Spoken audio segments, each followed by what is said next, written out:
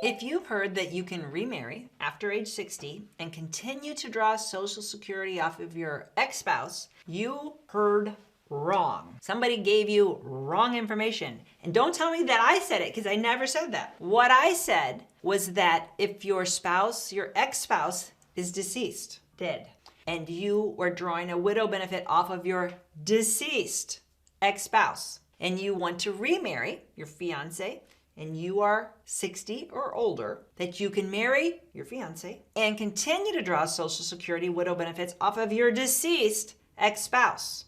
So see, I'm trying to make the distinction here. Your ex-spouse is dead, and what people hear is, oh, my ex-spouse is alive, and I can continue to draw off of his work record when I remarry, as long as I don't remarry until age 60. No. If you're drawing Social Security off your ex-spouse, and Social Security is gender neutral, so the woman could be drawing off the man, most typically because the man was the higher earner in this generation, but it could be the man drawing off the woman, switch genders as needed. The lower earner can draw off the higher earner if you meet the requirements for spousal Social Security. So as an ex-spouse, that marriage had to have lasted 10 full consecutive years. And you, the lower earner that's going to draw off of his benefit, you're not currently remarried. Maybe you did remarry, but you're again divorced. You are single right now. And you want to draw off that long ago marriage. You got married at 20, you got divorced at 30, so the 10-year qualifies. And you're not currently married, even though you did get married in your 30s, but you got redivorced. You're currently single. And you know that half of his amount is more than all of your own amount because he played in the NFL and you've only had small jobs in and out of the workforce. You've been raising the kids. So you don't know the math, but you know that drawing off of his amount will be the best way for you to get the highest benefit in retirement.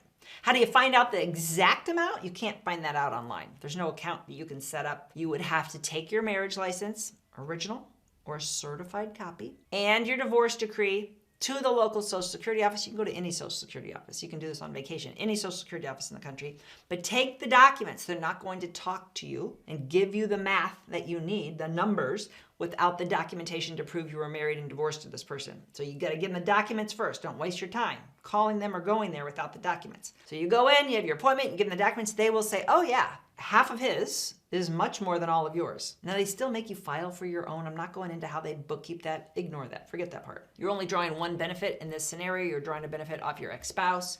The most you can draw is 50% of his Social Security. The amount that he's eligible to receive at his full retirement age.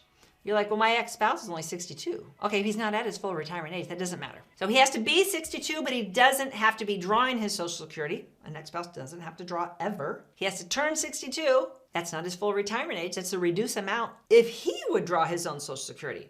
But for you to draw as a spouse, if you're at your full retirement age, you can still get the maximum amount of spousal Social Security, which is 50% of the amount he would be eligible to draw at his full retirement age. Again, you don't have access to those numbers. The Social Security Administration can tell you. So even though he's not at his full retirement age, if you are at your full retirement age, you can go ahead and file and get the maximum spousal Social Security, which is 50% of his amount. Or if he's already past his full retirement age and he got more because he waited to draw until 70, he would get more Social Security, but that wouldn't help you. That doesn't beef up the amount you can get. The most you can get is 50% of the amount he's eligible for at his full retirement age. Okay, this is when he's alive. Now, if you remarry at any age, at 50, at 60, at 70, at any age that you remarry, as soon as you legally remarry, you're no longer eligible to draw Social Security benefits off of a former spouse.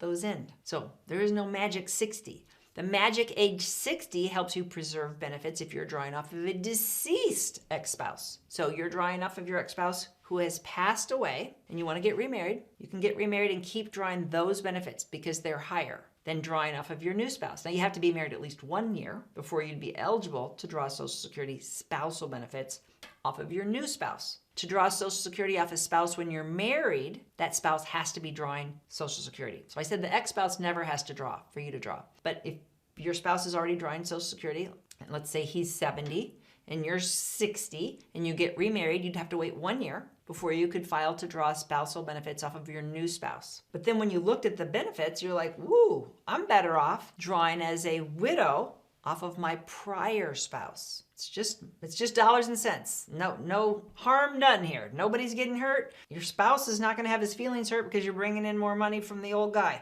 You earned it because you qualified because your marriage lasted 10 years. Let's not talk about the judgment, and let's not send me a bunch of comments telling me this is why Social Security is failing. There's a lot of reasons why Social Security Trust Fund is struggling.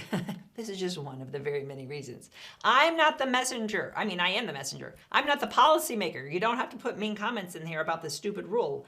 A lot of the rules that I talk about are of questionable intelligence. Is that a nice way to say they are stupid? I'm trying to explain them to you because especially women don't understand their options, and they hear something that's incorrect or that's outdated and they make a move. And then they contact somebody and it's too late to fix it. I have a whole chapter in my book, Medicare Mama's Guide to Medicare and Social Security Retirement. You don't have to memorize the whole long title. Where you buy things online, I'm not going to say the name of the jungle in South America. In the search bar, type in Medicare space Mama, M-A-M-A. My face will pop up, my book will pop up. There's a whole chapter on spousal benefits. There's a whole chapter on widow benefits. It's 360 pages. So there's a lot of chapters on a lot of different things that you will need in retirement. You don't have to read the whole book. But before you file to draw as a widow, before you remarry at any age, you might want to read the chapter that pertains to you so that you understand. Maybe you just wait to get divorced another 6 months, or maybe you wait to get married another 3. You understand the rules so you can make the best decision. Because in most cases, you can't fix these after you've made the filing with Social Security. I do have a chapter on unretiring in my book, how to undo a mistake with Social Security, but it's very specific.